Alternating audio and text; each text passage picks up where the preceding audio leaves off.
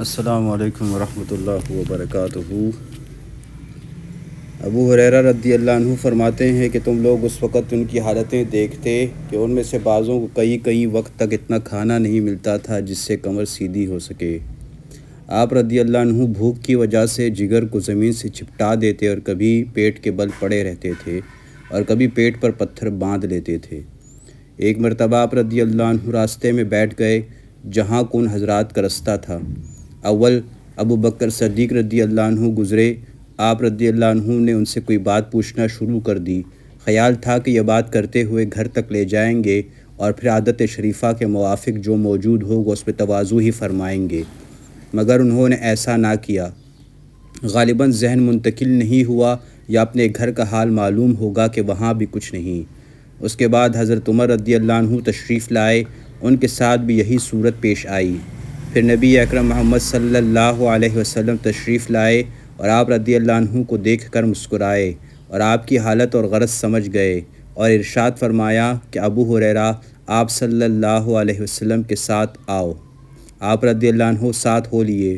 حضور صلی اللہ علیہ وسلم گھر تشریف لے گئے۔ آپ رضی اللہ عنہ ساتھ اندر حاضری کی اجازت لے کر حاضر ہوئے۔ گھر میں ایک پیالہ دودھ کا رکھا ہوا تھا جو خدمت اقدس صلی اللہ علیہ وسلم میں پیش کیا گیا۔ دریافت فرمایا کہ کہاں سے آیا ہے؟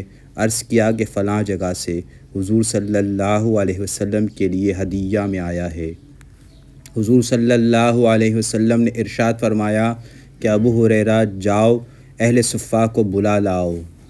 اہل صفہ اسلام کے مہمان شمار ہوتے تھے۔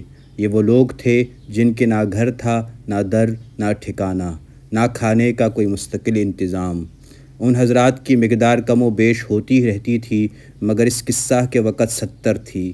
حضور صلی اللہ علیہ وسلم کا معمول یہ بھی تھا کہ ان میں سے 2 4 کو کسی کھاتے پیتے صحابی کا کبھی کبھی مہمان بھی بنا دیتے، اور خود اپنا معمول یہ تھا کہ کہیں سے صدقہ آتا تو ان لوگوں کے پاس بھیج دیتے اور خود اس میں شرکت نہ فرماتے، اور کہیں سے ہدیہ آتا تو ان کے ساتھ حضور اقدس صلی اللہ علیہ وسلم بھی اس میں شرکت فرماتے۔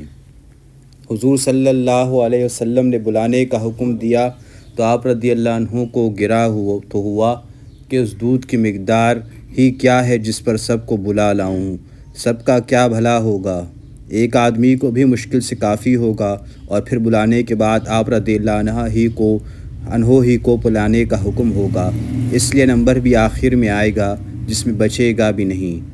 لیکن حضور صلی اللہ علیہ وسلم کی اطاعت کے بغیر چارہ ہی کیا تھا؟ آپ رضی اللہ عنہ گئے اور سب کو بلا لائے۔ حضور صلی اللہ علیہ وسلم نے ارشاد فرمایا کہ لے ان کو پلا۔ آپ رضی اللہ عنہ ایک شخص کے پیالے حوالہ کرتے اور وہ خوب سیر ہو کر پیتا اور پیالہ آپ رضی اللہ عنہ کو واپس دیتا۔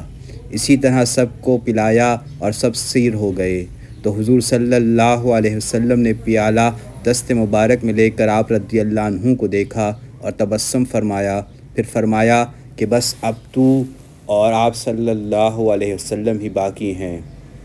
آپ رضی اللہ عنہ نے عرض کیا کہ بے شک۔ فرمایا کہ لے پی۔ آپ رضی اللہ عنہ نے پیا۔ ارشاد فرمایا اور پی۔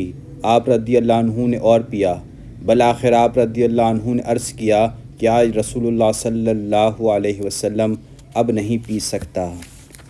اس کے بعد حضور صلی اللہ علیہ وسلم نے سب کا بچا ہوا خود نوش فرمایا۔ ربی انی لما انزلت الی من خیر فقیر۔